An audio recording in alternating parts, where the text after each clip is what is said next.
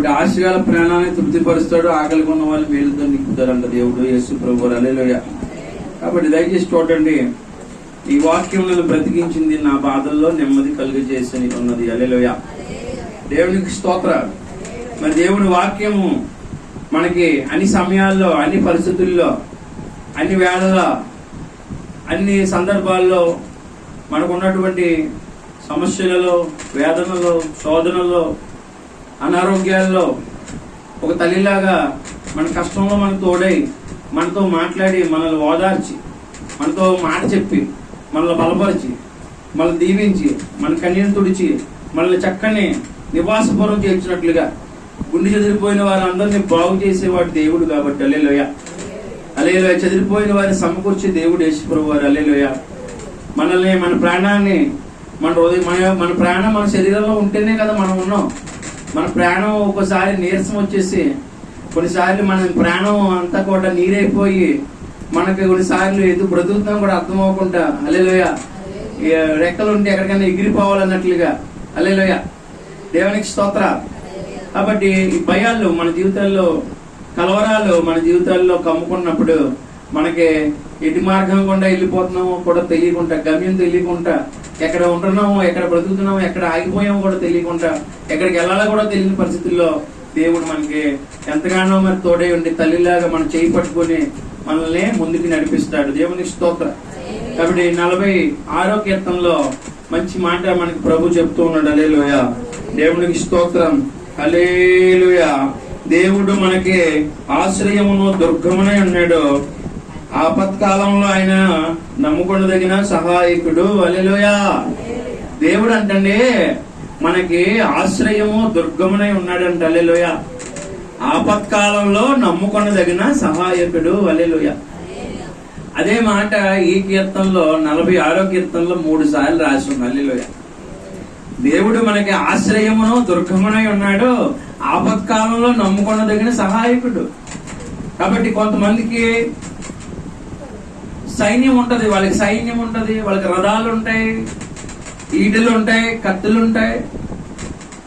వాళ్ళు మాకు ఇవి ఉన్నాయి, మాకు ఈ ట్యాంకర్స్ ఉన్నాయి, ఈ బంకర్స్ ఉన్నాయి, యుద్ధానికి వెళ్ళేటప్పుడు మా దగ్గర పలానా వస్తువులు ఉన్నాయి అని వాళ్ళు అతిశయపడుతూ ఉంటారు.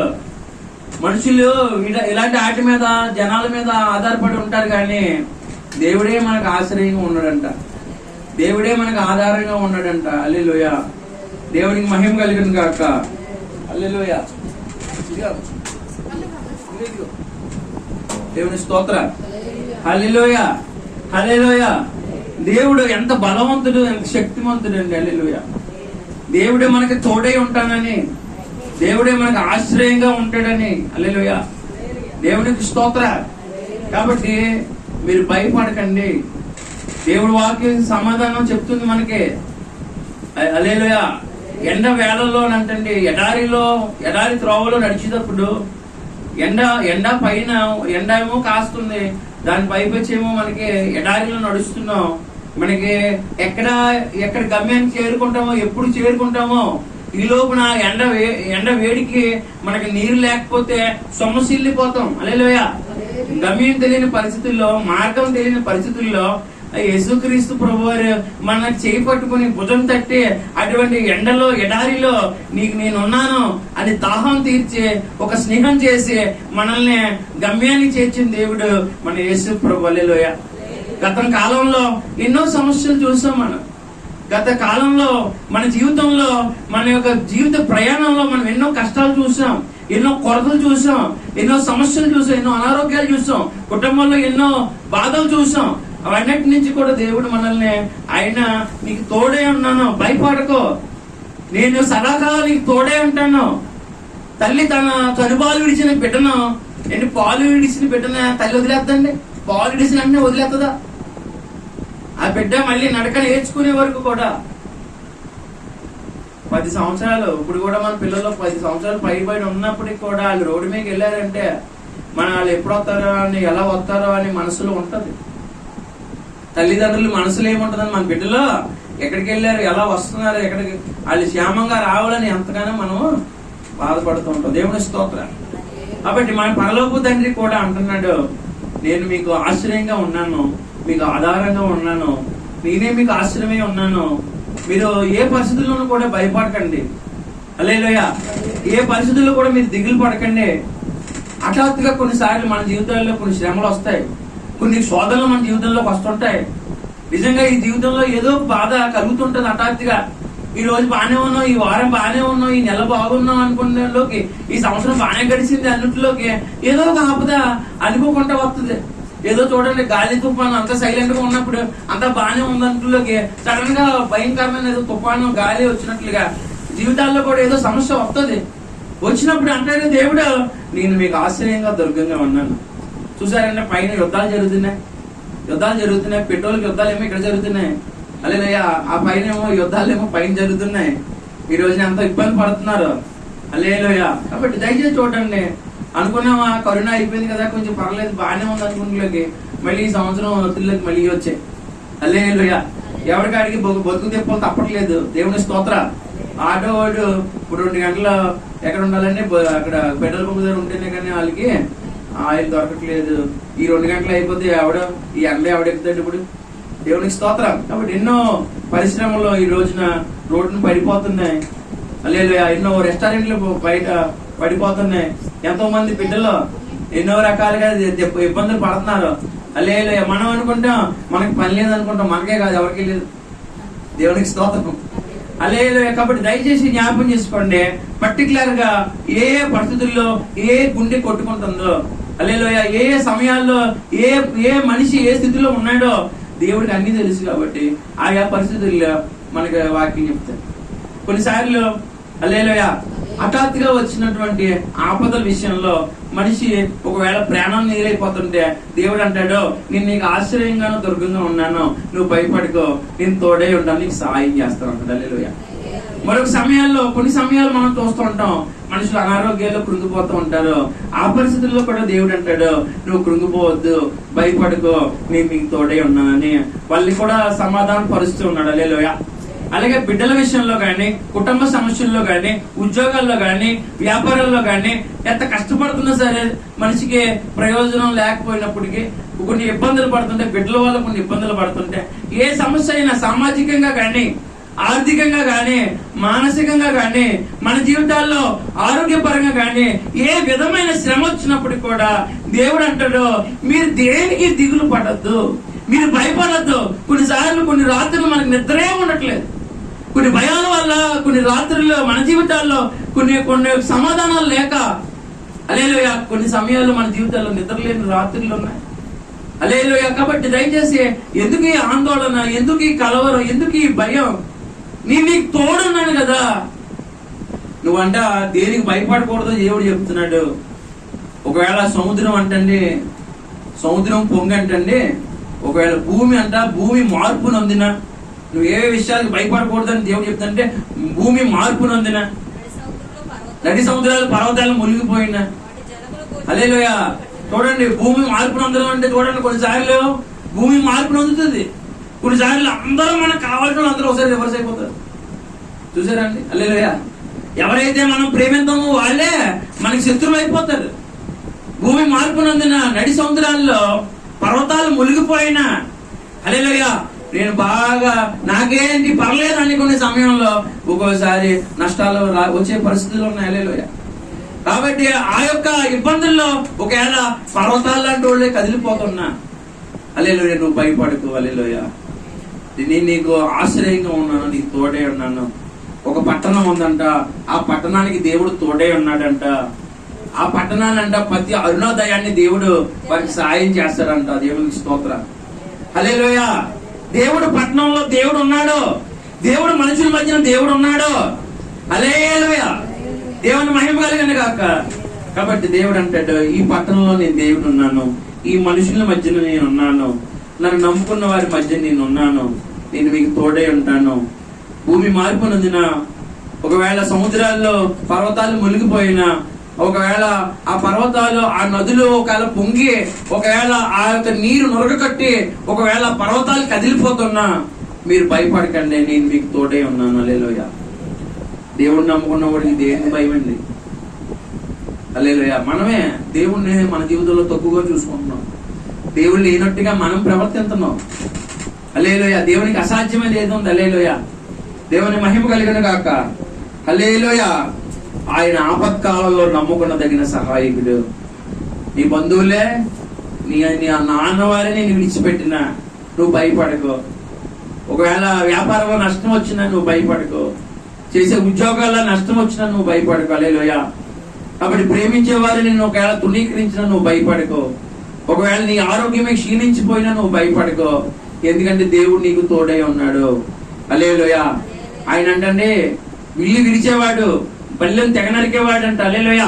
యుద్ధాలు మాన్పేవాడు, యుద్ధ రథాలను అగ్నితో కాల్చేవాడు అని. హల్లెలూయా. దేవుడు చెప్తున్నాడు. హల్లెలూయా. నీకు తెలియనటువంటి ఈటలు బాణాలు వస్తే ఆ బాణాలు నేను ఇది చేస్తాను. హల్లెలూయా. నీకంటే బలవంతులు నీ ముందుంటారు, వాళ్ళని అణిచేస్తాను. హల్లెలూయా. నేను నీకు తోడన్నాను, నీకంటే నీ శత్రువుల్ని హల్లెలూయా నేను అణిచేస్తానని చెప్తున్నాడు దేవుడు. హల్లెలూయా. నీకున్న శత్రువులు ఎవరైతే ఉన్నారో వాళ్ళని అణిచేస్తాను, మళ్ళీ విరగొడతాను, ఇల్లుని ఎరగొడేస్తాను. హల్లెలూయా. యుద్ధాలు మానిపేస్తాను. హల్లెలూయా. నేను నీ పక్షాన్ని ఉన్నాను, నీకు తోడే ఉన్నాను. నీ ఒకవేళ నీ మీద కొంతమంది కోపం వచ్చేస్తుంది, ఉత్తినే కోపపడతారు, కొంతమంది ఈర్షపడతారు, కొంతమంది ఉత్తినే పగబడతారు.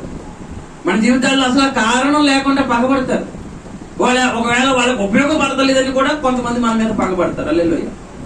అలా పగబట్టి మనల్ని అణిచేయాలని వాళ్ళు ఎన్నో ప్రయత్నాలు చేస్తారు.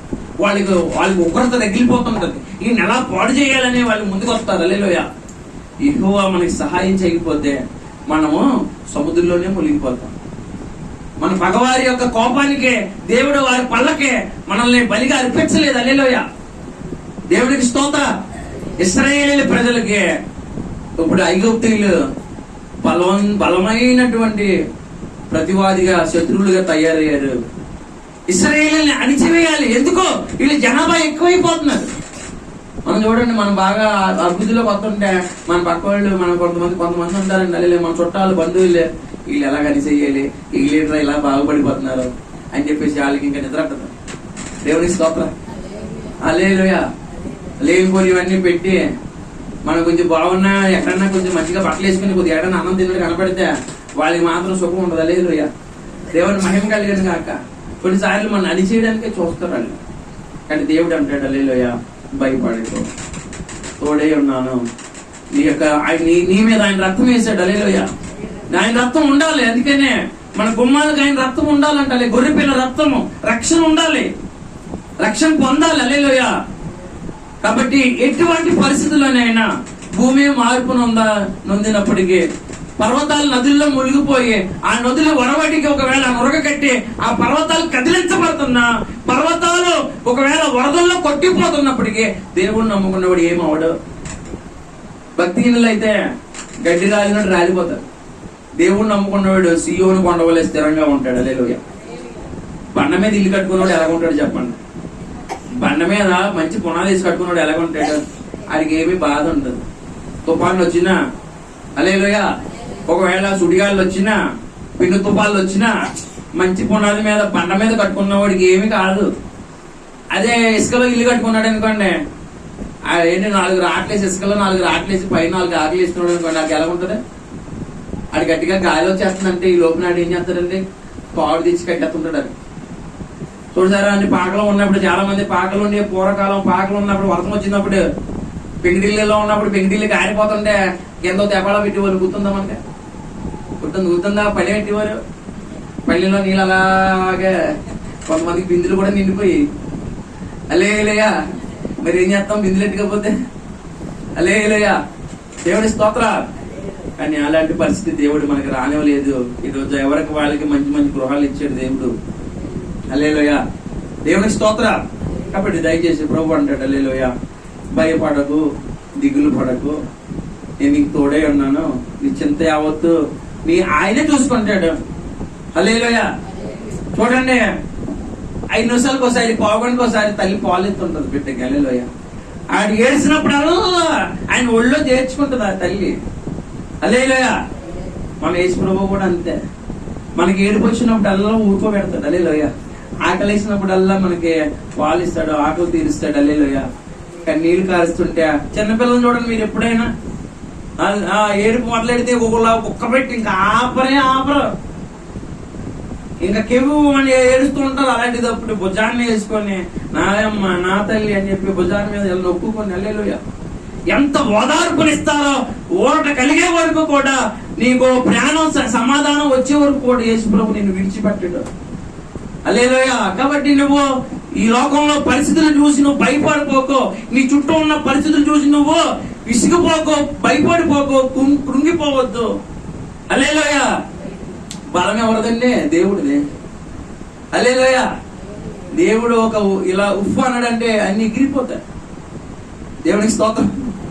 హల్లెలూయా. మన సమస్య ఎంత పెద్దదైనా అది మనకి పెద్దదే, దేవుడికి పెద్దదా? హల్లెలూయా.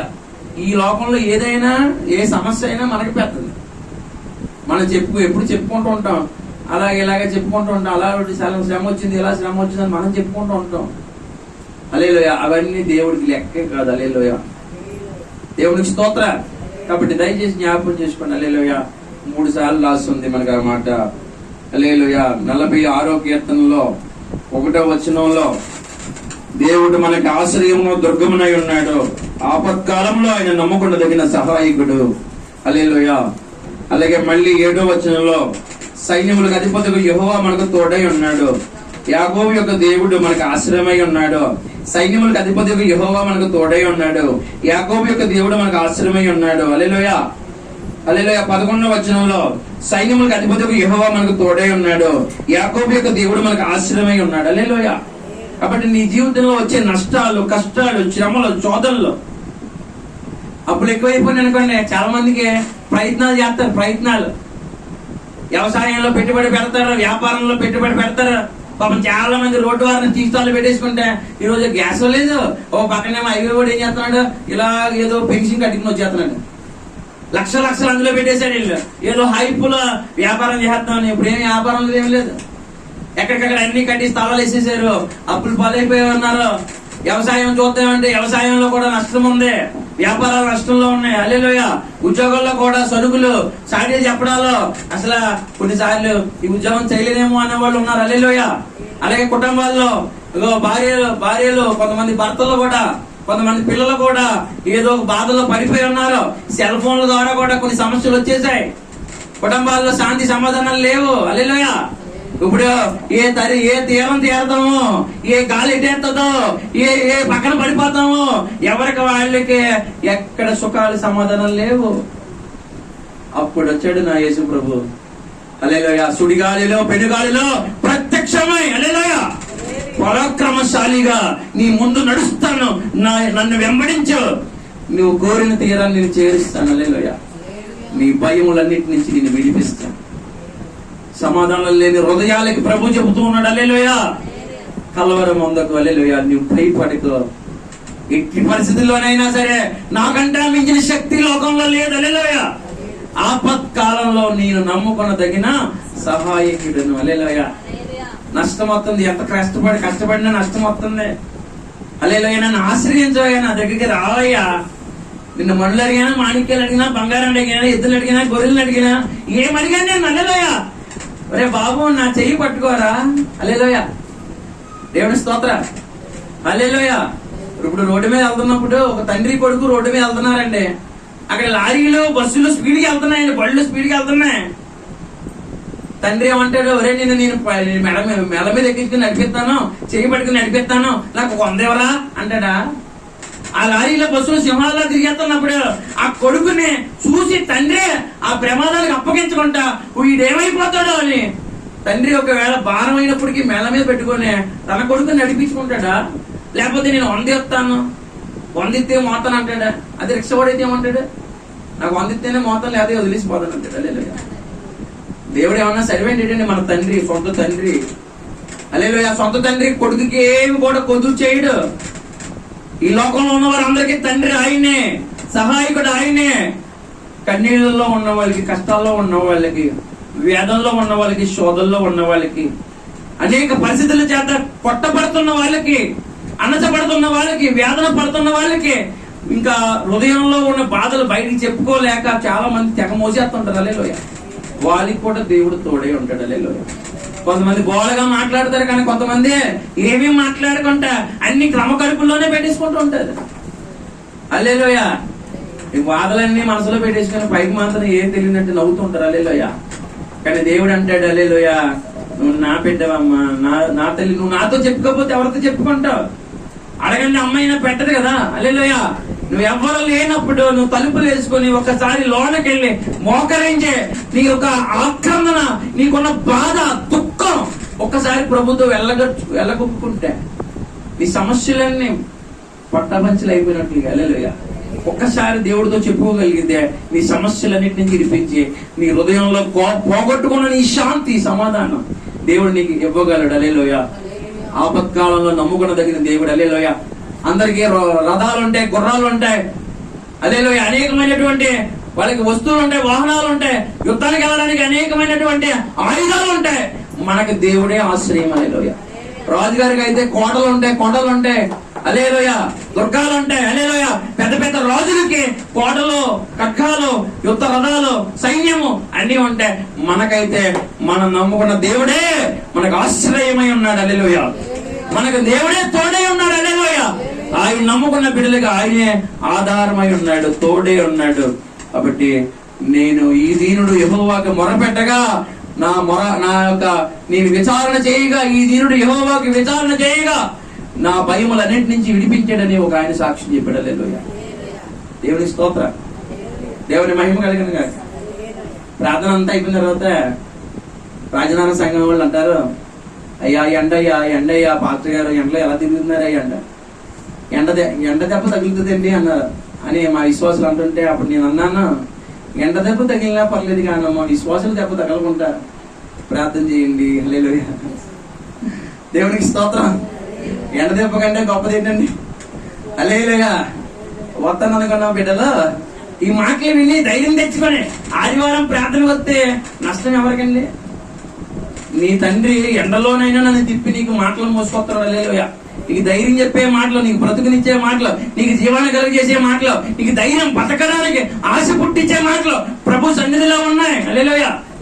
దాన్ని నీ గురించి ఆయన పంచడానికి వస్తుంటే నువ్వు ఏదో పని పెట్టుకుని వెళ్ళిపోతావు. హల్లెలూయ. దేవునికి స్తోత్రాలు. కాబట్టి దయచేసి ఏదైనప్పటికీ కూడా యెహోవా మనకు తోడై ఉన్నాడు, ఆయన మనకు ఆశ్రయ దుర్గమై ఉన్నాడు. హల్లెలూయ. ఆయన ఆపత్కాలంలో నమ్ముకునదగిన సహాయకుడు. భూమి ఆకాశాలు సృజించిన యెహోవా వలనే మనకి సహాయం కలిగిన. ఒకవేళ దేవుడు కానీ మనకు సహాయం చేయకపోతే వేటగాడు మనల్ని గురిలో పడిపోద్దుము. హల్లెలూయ. దేవుడే మనకు సహాయం చేయకపోతే, ఈ రోజున దేవుడే మనల్ని ఆదుకోకపోతే, మన కష్ట సమయంలో దేవుడే మనల్ని ఆదుకోకపోతే ఎప్పుడో మన మీద లేచిన సముద్రంలో మునిగిపోతాం. మన శత్రువులు పళ్ళ కింద మనము వేటలాగా అయిపోతాం. హల్లెలూయ. ఎన్ని శత్రువులు దొరికితే ఊరుకుంటారండి? ఎప్పుడైనా ఏదైనా మన శత్రువులు దొరికితే మన శత్రువులు ఏమంటారండి?